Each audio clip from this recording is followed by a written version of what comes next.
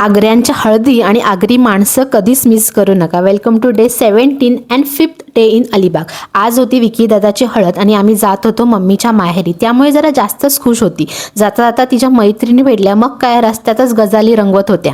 साहजिकच आहे, खूप वर्षांनी भेटल्यावर. आणि पूर्ण व्लॉग हळदीचा आपल्या यूट्यूब चॅनलवर अपलोड आहे, नक्की जाऊन बघा.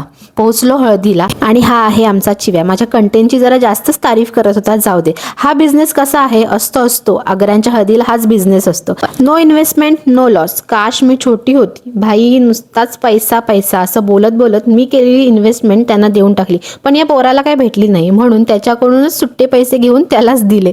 हे वडे तर माहीतच असणार तुम्हाला, आमच्या हळदीला चिवडा फरसाण असलं काही वाटत बसत नाही हो, हे वडे देतात. ही आहे माझी आजी. तिला विचारलं जेवायला काय आहे, तेव्हा बोलते कोलंबी आहे. हे ऐकून मला वाटलं आज मी उपाशीच राहते, पण नाही, माझी पण सोय केली होती. एवढ्या वर्षांनी गावात आलोय तर माणसांना भेटायला जायलाच पाहिजे, म्हणून मावशीला आणि मम्मीला फॉलो करत या आजीकडे गेलो. आता अलिबागकर म्हटल्यावर प्रत्येक गावात अशी 20 ते 30 घरं तरी असतातच की त्यांचा हा धंदा आहे. आजीने पैसे दिले आणि ते लाडोने कसलाही विचार न करता घेतले, पण त्या बदल्यात आजीचा आशीर्वाद मात्र घेतला.